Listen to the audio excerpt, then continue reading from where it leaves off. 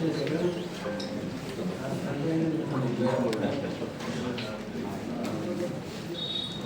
Press information కొరకు చెప్తున్నా. రామచంద్ర రెడ్డి గారు ex MLA state vice president party. అదేవిధంగా ఈ యొక్క మెంబర్షిప్కు సంబంధించి జిల్లాకు గురించారు. ఇక్కడ మన జిల్లాకు రామచంద్ర రెడ్డి గారు టోటల్ మెంబర్షిప్ రేపు టోటల్ ఇన్ఛార్జ్గా మొట్టమొదటిసారి ఇక్కడికి రావడం జరిగింది. మిగతా వాళ్ళందరూ కూడా పరిచయమే ఉంటున్నట్టు ఒక బాలమూరి విష్ణువర్ధన్ రెడ్డి గారు షాద్నగర్ మనల్ని కాంటెస్ట్ చేసినటువంటి సీనియర్ నాయకులు వారు ఇక్కడికి రావడం జరిగింది. మిగతా వాళ్ళందరూ కూడా టౌన్ వాళ్ళు, రాష్ట్ర కార్యవర్గ సభ్యులు, జిల్లా పదాధికారులు మాత్రమే. పేర్లు అయితే అందరికి ఐడియా ఉన్నాయి అందరికీ. ఓకే, ప్రెస్ అర్ణక గారు జిల్లా అధ్యక్షుడు శ్రీనివాసరెడ్డి గారు, అదేవిధంగా జిల్లాలో భారతీయ జనతా పార్టీ సభ్యత్వ నమోదు కార్యక్రమానికి ఇన్ఛార్జ్గా ఇచ్చేసినటువంటి మాజీ శాసనసభ్యులు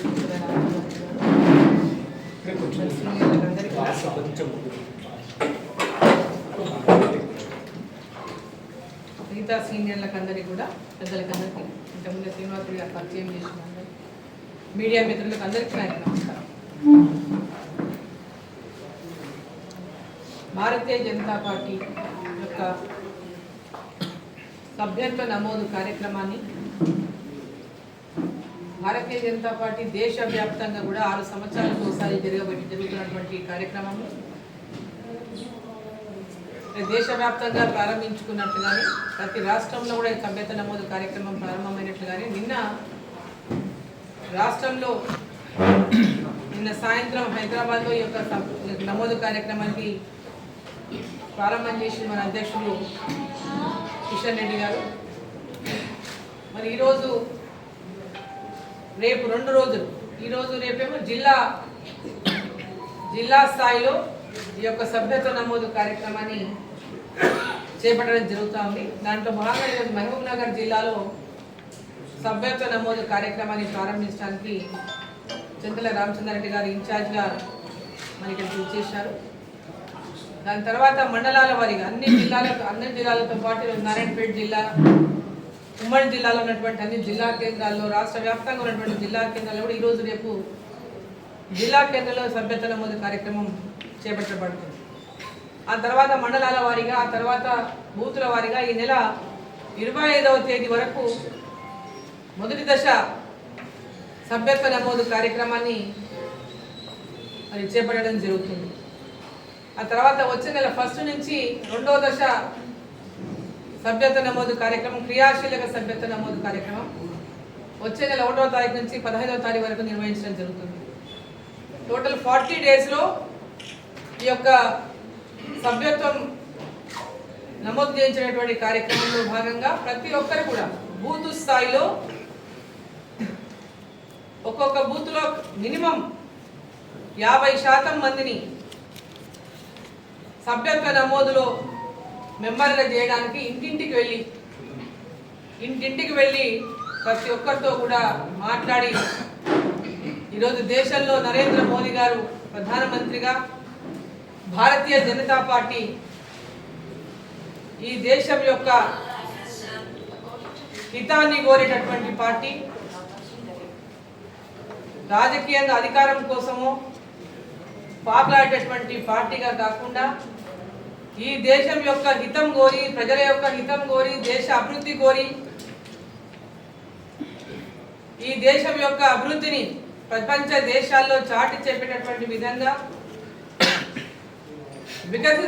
వికసిత్ భారత్ సంకల్పంతో నరేంద్ర మోదీ గారు ఏదైతే ఒక సంకల్పాన్ని తీసుకొని వాళ్ళ ముందుకెళ్తున్నారో ఆ సంకల్పాన్ని నిజం చేసేటటువంటి విధంగా ఈ దేశ పౌరులందరూ కూడా మరి ముందుకొచ్చి భారతదేశ ప్రపంచ దేశాల్లో అభివృద్ధి చెందినటువంటి దేశంగా నిలబెట్టేటటువంటి లక్ష్యంతో ముందుకెళ్తున్నటువంటి భారతీయ జనతా పార్టీ ఎన్డీఏ ప్రభుత్వానికి అందరూ అండగా నిలబడి ప్రతి ఒక్కరూ సభ్యత్వ నమోదు కార్యక్రమంలో పాల్గొని పెద్ద ఎత్తున అన్ని రంగాల్లో ఉన్నటువంటి వ్యక్తులను కొత్తగా ఓటు హక్కు వచ్చినటువంటి యువకులు కానీ, మహిళలు కానీ, రైతులు కానీ, ఈ కులము ఆ కులము, ఈ మతము ఆ మతం అనేటటువంటి భేదభావం లేకుండా ఈ దేశాన్ని రక్షించడంలో కానీ, ఈ దేశాన్ని అభివృద్ధి పరచడంలో కానీ, ఈ దేశం ప్రపంచ దేశాలకే స్ఫూర్తిగా నిలబెట్టడంలో కానీ అన్ని రంగాల్లో భారతదేశాన్ని మరి ముందుకు తీసుకెళ్ళినటువంటి లక్ష్యంతో పోతున్నటువంటి భారతీయ జనతా పార్టీకి అందరూ కూడా అండగా నిలిచి పెద్ద ఎత్తున సభ్యత్వ నమోదు కార్యక్రమంలో పాల్గొనే సభ్యులుగా చేరాలని చెప్పి ఈ సందర్భంగా నేను పిలుపునిస్తా ఉన్నాను. రాబోయేటటువంటి రోజుల్లో మొన్నటిదాకా తెలంగాణ ఏర్పడ్డాక 10 సంవత్సరాల అధికారంలో ఉన్నటువంటి టిఆర్ఎస్ పార్టీ తర్వాత బీఆర్ఎస్ గా పేరు మార్చుకున్నటువంటి పార్టీ అవినీతి అక్రమాలకు నిలయంగా మారిపోయినటువంటి ఆ పార్టీ, తెలంగాణను దోచుకున్నటువంటి పార్టీ, అభివృద్ధి పేరుతో తెలంగాణను అన్ని రంగాల్లో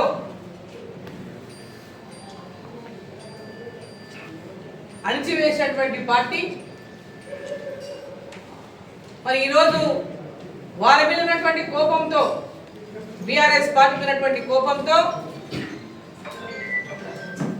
తెలంగాణను ఏదో ఉద్ధరిస్తారని ప్రజలంతా విశ్వసించి ఓటు వేసి కాంగ్రెస్ పార్టీని గెలిపిస్తే ఈరోజు కాంగ్రెస్ పార్టీ కూడా ప్రజలకు ఇచ్చినటువంటి హామీలను నెరవేర్చకుండా అప్పుల రాష్ట్రం తెలంగాణ అని తెలిసినప్పటికీ కూడా, అప్పులలో కూరుకుపోయిన రాష్ట్రం అని తెలిసినప్పటికీ కూడా ఎట్లయినా అధికారంలోకి రావాలనేటటువంటి, ఏమైనా చేసి అధికారంలో ఉండాలనేటటువంటి ఒక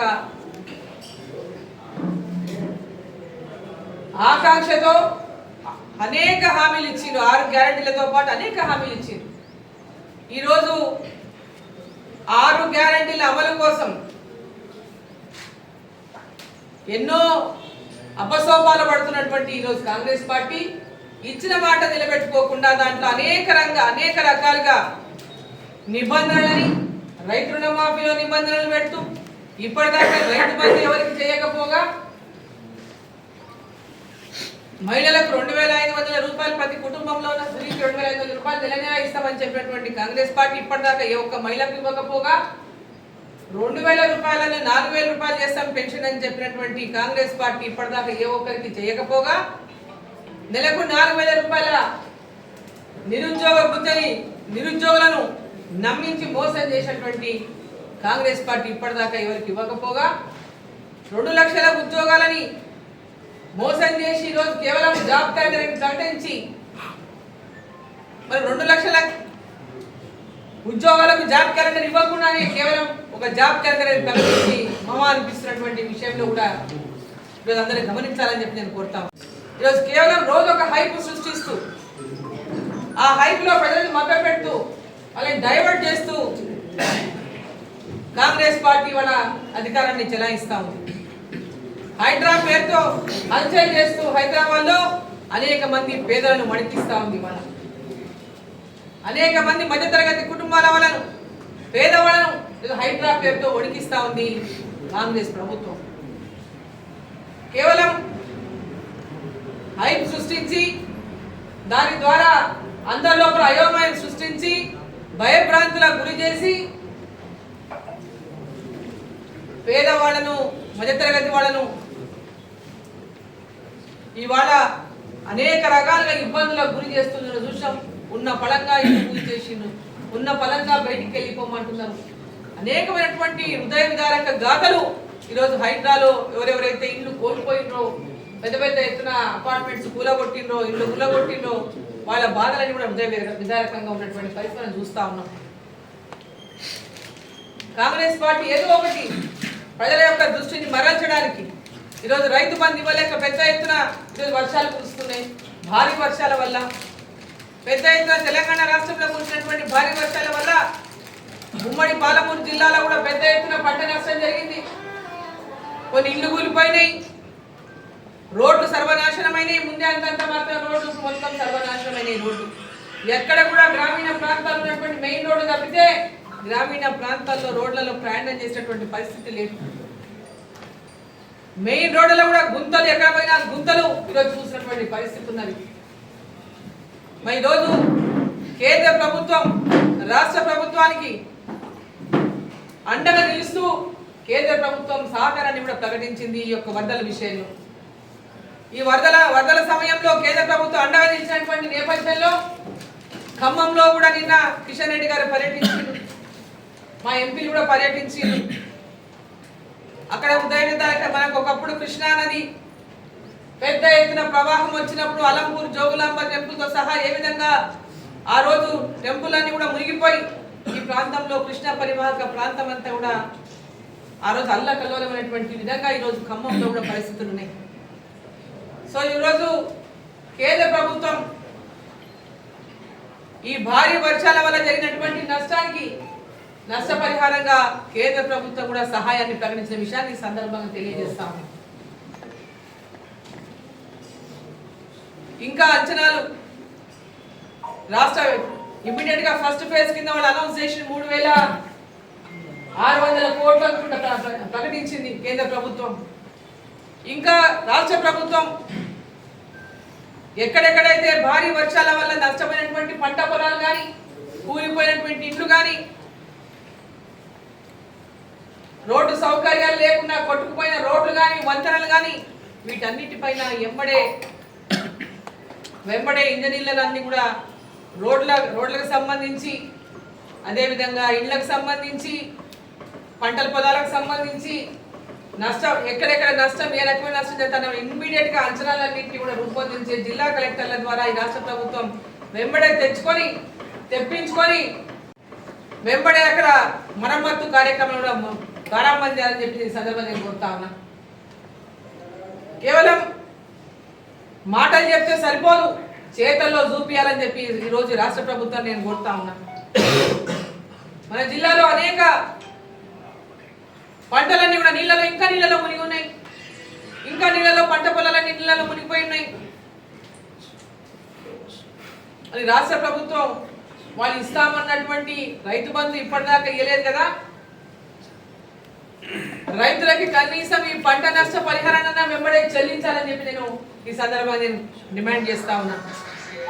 ఎక్కడెక్కడైతే పంటలు పూర్తిగా నీళ్ళలో మునిగి పంటలు కోల్పోయిందో తిరిగి మరి వాళ్ళు నాట్లు వేసుకోవాలన్న పరిస్థితి మరి ఏ విధంగా సహకరిస్తున్నటువంటి పరిస్థితుల్లో ఈరోజు రైతాంగం ఉంది. వారిని అందరినీ కూడా ఈరోజు రాష్ట్ర ప్రభుత్వం ఆదుకోవాలని చెప్పి సందర్భంగా నేను కోరుతా ఉన్నా. ఇల్లు కూలిపోయినటువంటి వారికి ఎంబడే ఇళ్లను శాంక్షన్ చేసి ఇంటి నిర్మాణాన్ని చేపట్టాలని చెప్పి నేను కోరుతా ఉన్నా. అదేవిధంగా ఆర్ఎండ్ఆర్ సెంటర్లలో గతంలో ఆర్ఎండ్ఆర్ సెంటర్లు చేపట్టక రిజర్వాయర్ల కింద ఉన్నటువంటి గ్రామాలు, ముప్పు గ్రామాలలో ఎలాంటి సహాయక కార్యక్రమాలు కానీ ఆర్ఎండ్ఆర్ సెంటర్ కానీ పనులు కాకపోవడం వల్ల ఆ యొక్క ఆర్ఎండ్ఆర్ సెంటర్లలోకి కూడా నీళ్ళు వచ్చి గ్రామాలు ఇంకా నీట మునిగినటువంటి పరిస్థితి ఉన్నది. మరి ఉదాహరణకు చిన్నోన్పల్లె రిజర్వాయర్ కింద ఉన్నటువంటి చిన్నోన్పల్లె గ్రామం కంప్లీట్ అలా నీటిలో మునిగిపోయి ఉన్నది. ఆ ఊరు ఇంకా ఆర్ఎండ్ఆర్ఏ కాలేదు, ఆర్ఎండ్ఆర్కి వాళ్ళు తరలించలేదు, వాళ్ళకి ఇండ్లు శాంక్షన్ ఇవ్వలేదు, వాళ్ళు ఇంటి నిర్మాణం చేపట్టలేదు. ఈ రోజు వాళ్ళు ఫోటోలు పంపిస్తా ఉన్నారు, అందరిని వేడుకుంటా ఉన్నారు, మేము నీళ్లు మా ఇళ్లలోకి నీళ్ళు వచ్చినాయి. ఆ నీళ్లు ఎందుకంటే రిజర్వాయర్లో ఉన్న నీళ్ళు అట్లే ఉండిపోతే దాన్ని తీసేది ఉండదు. అవంతకవే తగ్గాలంటే ఎన్ని రోజులు పడుతుందో తెలియదు. కాబట్టి ఇమ్మీడియట్ గా అటువంటి ఆర్ఎండ్ఆర్ సెంటర్లో, పాత ఆర్ఎండ్ఆర్ సెంటర్లో ఎక్కడైతే ఇళ్ల నిర్మాణం జరగలేదో గతంలో ఇచ్చిన చోట ఆ ఇండ్ల నిర్మాణానికి ఎంబడే ఒక్కొక్క ఇంటికి 5 లక్షలు ఇచ్చి వారికి అంతా కూడా ఇళ్ల నిర్మాణాన్ని ఎంబడే చేపట్టాలని చెప్పి సందర్భంగా నేను డిమాండ్ చేస్తా ఉన్నాను. ఇదివరకు ఆర్ఎండ్ఆర్ సెంటర్లు ఎక్కడైతే ప్రారంభం కాలేదో, ఇంటి నిర్మాణాలు ప్రారంభం కాలేదో 15 సంవత్సరాల కింద ఇచ్చినటువంటి నష్టపరిహారం 40,000 రూపాయలు వాళ్ళకి ఏ మూలకు సరిపోదు. మరి ఇమ్మీడియట్ గా రాష్ట్ర ప్రభుత్వం ఏదైతే గృహలక్ష్మి కింద 5 లక్షలు ఇస్తామని చెప్పి ప్రకటించినారో అటువంటి ఆర్ఎండ్ఆర్ సెంటర్లలో ఇంటి నిర్మాణం కానీ ప్రతి ఒక్కరికి కూడా 5 లక్షల రూపాయలు ఇచ్చి వాళ్ళకి వెంబడే ఇంటి నిర్మాణం చేపట్టి ఇంటి నిర్మాణం పూర్తి చేసుకొని ఆర్ఎండ్ఆర్ సెంటర్లకు వెళ్ళిపోయే విధంగా వాళ్ళని ఆ యొక్క విధంగా ఏర్పాటు చేయాలని చెప్పి సందర్భంగా నేను కోరుతా ఉన్నాను. ఈరోజు రాష్ట్ర ప్రభుత్వం వీటన్నిటిపైన ప్రత్యేకంగా దృష్టి పెట్టి ఎక్కడికక్కడ ఈ సమస్యలపైన వెంబడే జిల్లా కలెక్టర్ ద్వారా సమాచారాన్ని తెప్పించుకొని వాటి వెంబడే ఈ సమస్యల పరిష్కారం కోసం రాష్ట్ర ప్రభుత్వం కృషి చేయాలని చెప్పి సందర్భంగా నేను డిమాండ్ చేస్తాను. అదేవిధంగా ఇవాళ రాష్ట్ర ప్రభుత్వం అమ్మాయిల పైన అగాచాలు పెరుగుతున్నాయి. మన కలకత్తా చూసినాం ఎంత ఘోరమైనటువంటి సంఘటన జరిగిందో. ఆ సంఘటన పైన ఎక్కడైతే ఐఎన్డి సంబంధించి వాళ్ళ మిత్రపక్షాలు ఉన్న ప్రభుత్వాలు ఉన్న చోట కానీ ఎక్కడ ఏ సంఘటన జరిగినా స్పందించినటువంటి రాహుల్ గాంధీ గారు తెలంగాణ జరిగినా స్పందించడు, ఎక్కడ జరిగినా స్పందించడు. ఎక్కడైనా బీజేపీ ప్రభుత్వం సంఘటన జరిగితే ఎంబడే మాట్లాడతాడు దాని గురించి. మరి తెలంగాణ రాష్ట్రంలో ఇప్పటి వరకు మొన్న మార్చి 24 నుంచి మొదలు పెట్టుకుంటే ఇప్పటిదాకా దాదాపు 11-12 అఘాయిత్యాలకు పైన జరిగినాయి మన తెలంగాణ రాష్ట్రంలో. ముఖ్యంగా మొన్న మహిళల పైన జరిగినటువంటి అమ్మాయిల పైన జరిగిన అఘాయిత్యాలు చూసుకుంటే 13 జూన్ 6 ఏళ్ల అమ్మాయి పైన, 22 జూను ఒక గిరిజన మహిళ పైన, 21 జూలైకి 2 మహిళా కూలీల పైన, అదేవిధంగా 24 నాడు 8 ఏళ్ల అమ్మాయి పైన, 30 జూలైకి 26 ఏళ్ల మహిళ పైన, 30 జూలైకి ఇంకొకటి సంఘటన ఒక సాఫ్ట్వేర్ ఎంప్లాయీ పైన, 4th ఆగస్టుకి ఒక దళిత మహిళ పైన, 22nd ఆగస్టుకి 2 మహిళా జర్నలిస్టుల పైన, ఇట్లా చెప్పుకుంటూ పోతే అనేక రకాలుగా ఇవాళ మహిళల పైన అగత్యాలు అత్యాచారాలు జరుగుతుంటే ఈ రాష్ట్ర ముఖ్యమంత్రి మాట్లాడతలేడు. వాటిని ఎలా అరికట్టాలో చూస్తలేదు. మొన్నటి జరిగినటువంటి సంఘటన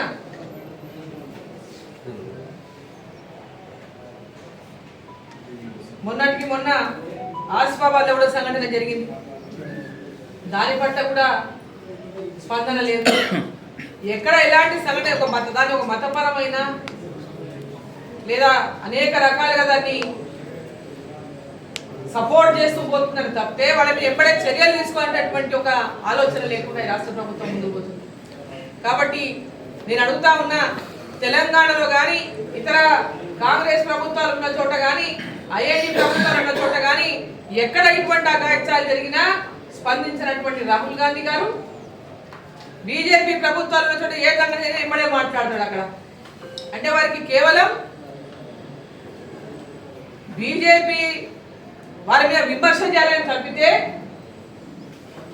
మహిళల పైన జరుగుతున్నటువంటి అఘాయిత్యాల పైన కానీ అత్యాచారాల పైన వారికి ఎలాంటి కూడా చింత లేదు, కన్సర్న్ లేదు. కేవలం రాజకీయం తప్పితే ఈరోజు దేశంలో అదొక సంచలనం మనకు కోల్కతా ఆర్జికర్ కాలేజ్ సంఘటన. అసలు అందరికీ ఒళ్ళు దగ్గర పొడుస్తుంది ఆ సంఘటన కనుక వింటే. కళ్ళతో చూడలేము, చెవులతో వినలేము. అటువంటి దారుణమైనటువంటి సంఘటన జరిగింది. మరి వీటి అరికట్టాలంటే, ఇటువంటి వాటిని ఇచ్చారంటే ఒక భయానకమైనటువంటి అటువంటి సంఘటనలు చూస్తే భయానకమైనటువంటి తలుచుకుంటే కూడా భయం. ఎవరైనా ఆడపిల్లలు బయటికి వెళ్ళాలంటే కూడా భయపడేటటువంటి పరిస్థితి ఉన్నది. దాని మీద స్పందించరు కానీ రాజకీయం చేయడానికి మాత్రం రాజకీయం చేస్తారు రాహుల్ గాంధీ గారు. ఈరోజు ఇంకొక విషయంలో పెద్ద ఎత్తున నేను చూస్తా ఉన్నా. కేంద్ర ప్రభుత్వం వక్ఫ్ బిల్ ఏదైతే ఉందో అమెండ్మెంట్స్ చేస్తూ పార్లమెంటులో ఆ అమెండ్మెంట్స్ కు రికమెండ్ చేస్తూ ఒక ప్రపోజల్ ఏదైతే పెట్టిందో ఆ ప్రపోజల్ ని వాళ్ళ జేపీసీ అంటే జాయింట్ పార్లమెంట్ కమిటీని ఏర్పాటు చేసి ఆ కమిటీ ద్వారా అందరి యొక్క ప్రతి ఒక్కరి యొక్క రిప్రజెంటేషన్ తీసుకుంటుంది. ప్రతి ఒక్కరి యొక్క వాళ్ళు వచ్చి సమయం తీసుకొని వాళ్ళ తరఫు నుంచి అడ్వకేట్స్ పంపించిన వాళ్ళ నుంచి ఎలాంటి వాదనలు చెప్పదలుచుకున్న వాళ్ళకి అవకాశం ఇస్తూ ఉంది. కానీ ఇక్కడ ఒకటి ఏంటంటే ఒక తప్పుడు సమాచారాన్ని ప్రజల్లోకి తీసుకెళ్తా ఉంది. వక్ఫ్ పేరు మీద కొన్ని ఐఎన్డి పార్టీలు కానీ ఎంఐఎం పార్టీ కానీ అంటే ఇదేదో భారతీయ జనతా పార్టీ ముస్లింలకు వ్యతిరేకంగా ఈ అమెండ్మెంట్స్ తీసుకొస్తుందని, ఈ అమెండ్మెంట్స్ ద్వారా ముస్లింలకు తీవ్ర నష్టం జరగబోతుందని, ముస్లింల భూములు గుంజుకుంటుందని, ఖబరస్థాన్లు గుంజుకుంటుందని మసీదులు గుంజుకుంటుందని ఇట్లా అనేకమైనటువంటి అపోహలు సృష్టించి రెచ్చగొట్టేటటువంటి ప్రయత్నం చేస్తున్నాం. దీంట్లో ఎలాంటి వాస్తవం లేనటువంటి విషయాన్ని ప్రతి ఒక్క ముస్లింలు గ్రహించాలని చెప్పి ఈ సందర్భంగా నేను కోరుతా ఉన్నా. వక్ఫ్ యాక్ట్ ఏదైతే 1954 లో వచ్చిందో, ఆ తర్వాత అమెండ్మెంట్స్ జరిగాయో, 95 అమెండ్మెంట్ వచ్చిందో, దాదాపు 2013 వచ్చిందో, ఇన్ని అమెండ్మెంట్స్ చేసినప్పటికీ కూడా ఏ ఉద్దేశంతోనైతే ఆ వక్ఫ్ ఏర్పాటు అయిందో, ఏ ఉద్దేశంతోనైతే వక్ఫ్ చేసినారో కొంతమంది ఎంతోమంది పెద్దలు, ఆ యొక్క లక్ష్యం నెరవేరడం లేదు. ఆ లక్ష్యాన్ని ఏ ఉద్దేశంతోనైతే వక్ఫ్ ఏర్పాటైందో, చట్టం వచ్చిందో, ఆ చట్టాన్ని ఎక్కడ కూడా పేదవాళ్ళకు ఉపయోగపడడం లేదు, ఎక్కడ కూడా పేద మహిళలకు ఉపయోగపడడం లేదు, ఎక్కడ కూడా పేద వితంతువులకు ఉపయోగపడడం లేదు, ఏ దిక్కు లేని వాళ్ళకి ఎలాంటి సహకారం అందడం లేదు. మరి ఈరోజు ఆ చట్టం ద్వారా ఉన్నటువంటి లోపాలు కానీ, దాని ద్వారా ఇంకా పెద్ద ఎత్తున అందరికీ లబ్ధి చేకూర్చేటటువంటి విధంగా అమెండ్మెంట్స్ చేయాలనేటువంటి ఉద్దేశంతోనే ఈరోజు ఎన్డీఏ ప్రభుత్వం ఈ అమెండ్మెంట్స్ ను పార్లమెంటులో మరి ప్రపోజ్ చేసింది.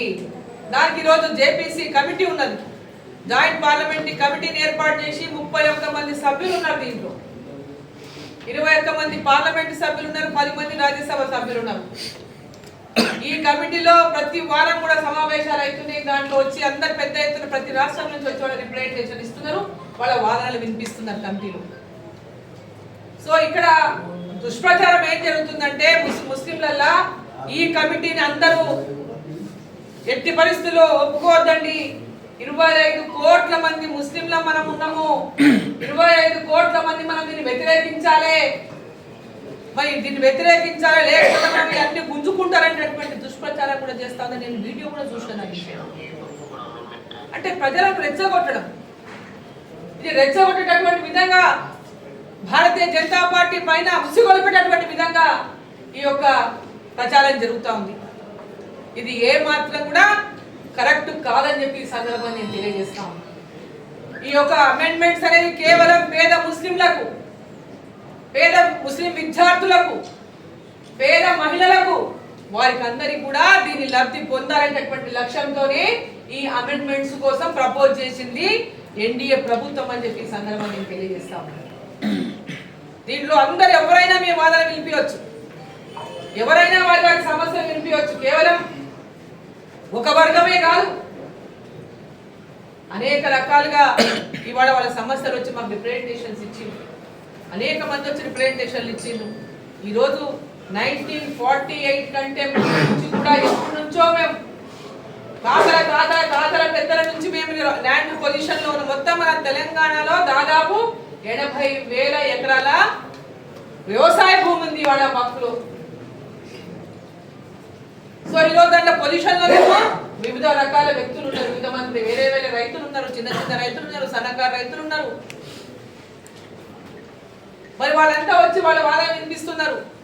మేము 48 కంటే ఎప్పటి నుంచో ముందు, స్వతంత్రం రాక ముందు నుంచే మేము మా తాతల నుంచి పొజిషన్ లో ఉన్నాం, ల్యాండ్ పొజిషన్ లో.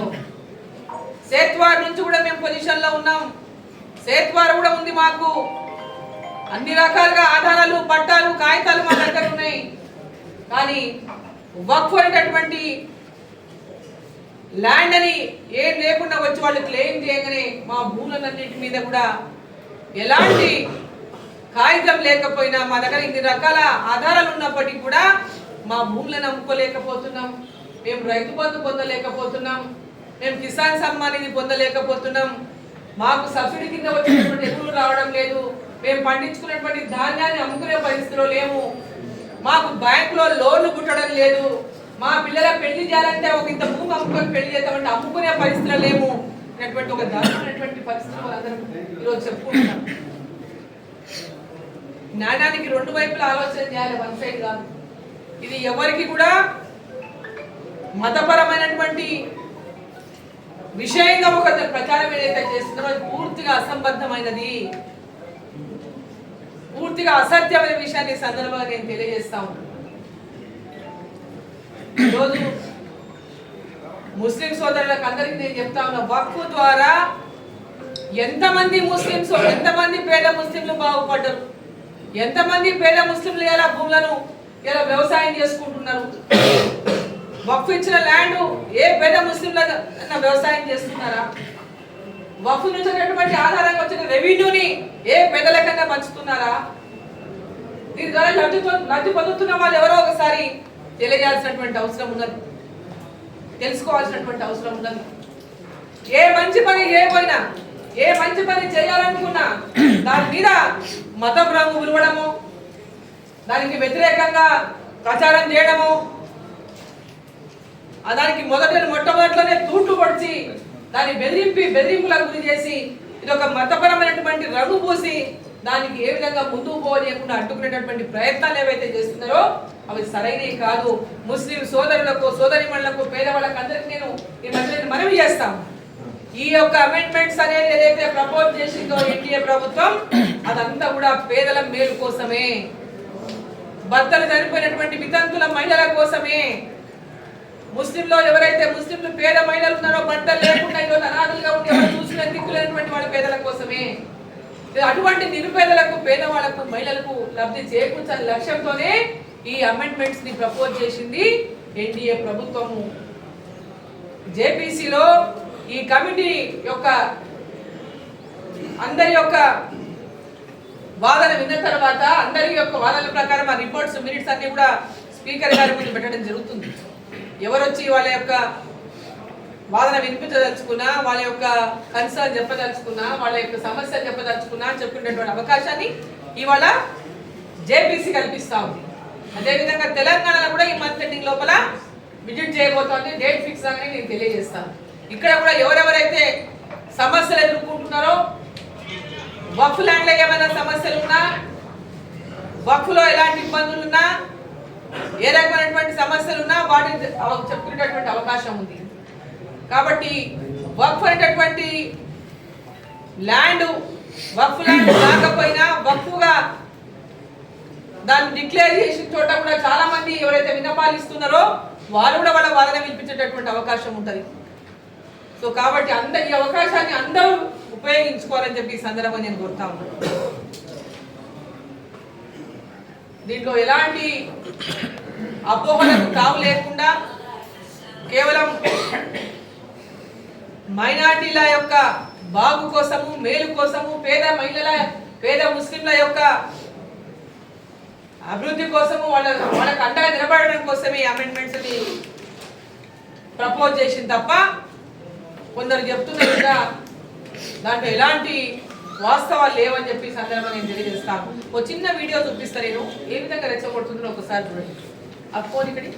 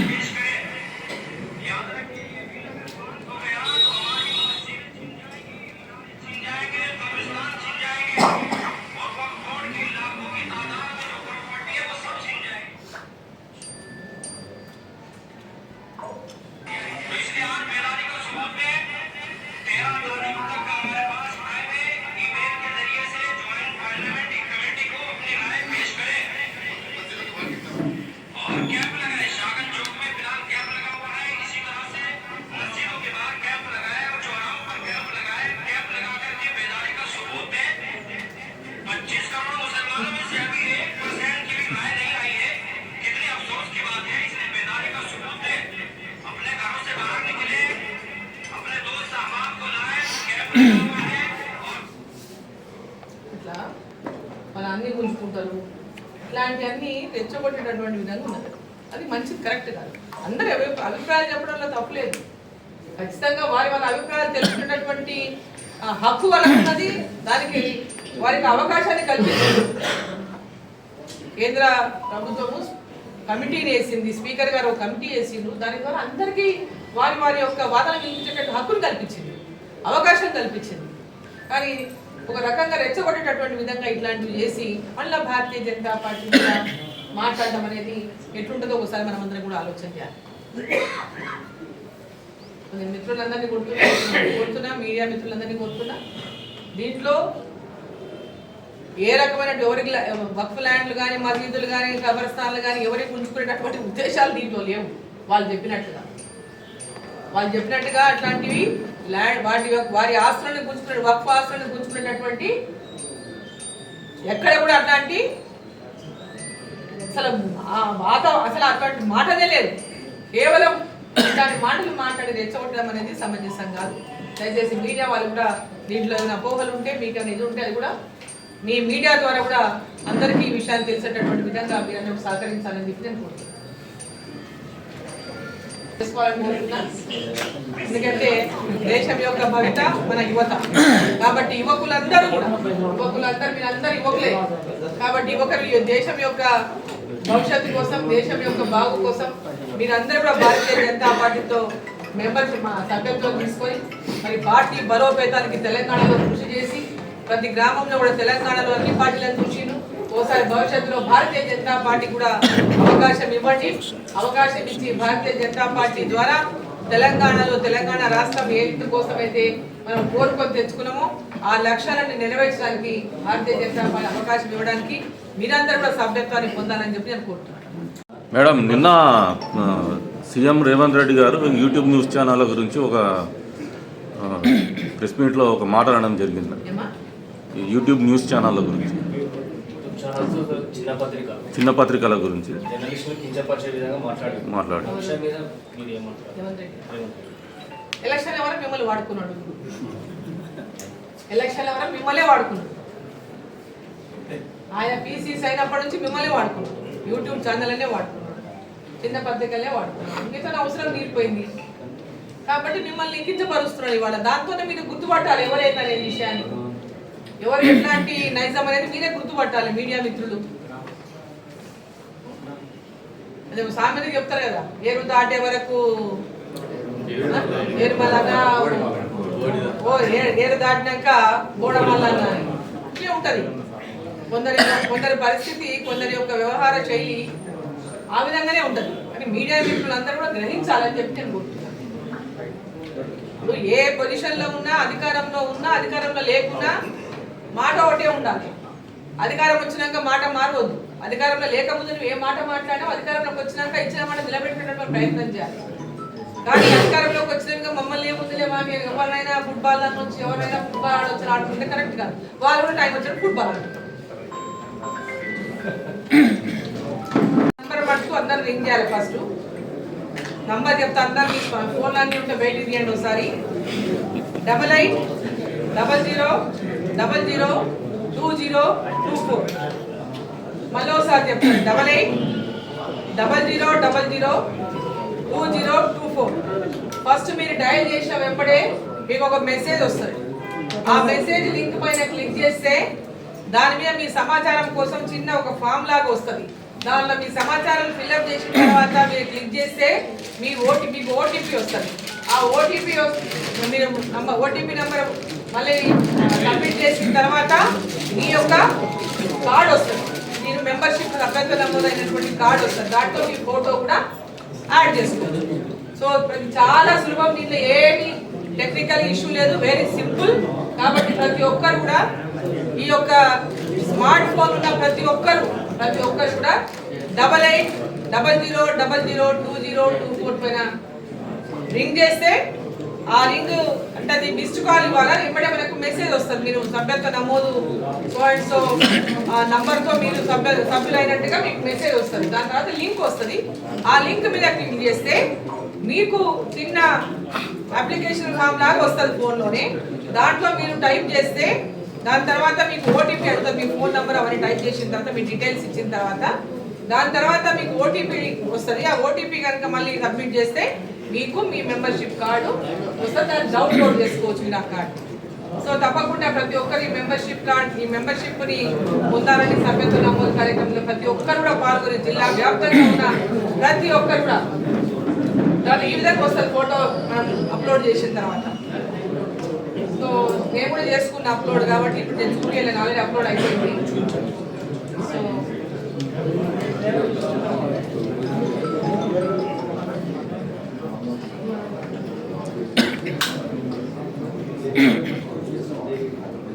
సో స్మార్ట్ ఫోన్స్ లేని వాళ్ళు సేమ్ ఈ నంబర్కి మిస్డ్ కాల్ ఇవ్వగానే మీకు సభ్యత్వ నమోదు నంబర్ మీకు వచ్చేస్తుంది. దాని తర్వాత ఒక ఫామ్ మనం ఇస్తాం. ఆ ఫామ్లో మీరు అన్ని డీటెయిల్స్ అన్ని ఫిల్అప్ చేసిస్తే తర్వాత ఆ కార్డు ద్వారా మీకు నెక్స్ట్ మళ్ళీ సభ్యత్వ నమోదైనట్టు మన ఆఫీస్లో కూడా రికార్డుకు ఆ యొక్క ఫామ్ని పంపిస్తాం. సో ఓన్లీ మీ దగ్గరే కాదు, రికార్డు మా దగ్గర ఉంటుంది. మీ సభ్యత్వ నమోదు మీరు ఎన్నిసార్లు క్లిక్ చేసినా అదే నంబర్ ఉంటుంది, నంబర్ మారదు. మీరు 100 సార్లు చేసినా మీరు ఆల్రెడీ మెంబర్ ఉన్నారని వచ్చేస్తారు. మేము 100 సార్లు చేస్తే 100 మెంబర్లు ఎక్కువైతే అనుకున్నట్లు కావు, ఎక్కువ ఒకటేసారి అవకాశం. సో ఒక ఫోన్ నుంచి ఒకటే కాబట్టి ఎవరి ఫోన్లోకి వెళ్ళి వాళ్ళు చేయాలి, ఎవరి ఫోన్లోకి వెళ్ళి వాళ్ళు నమోదు చేయాలి.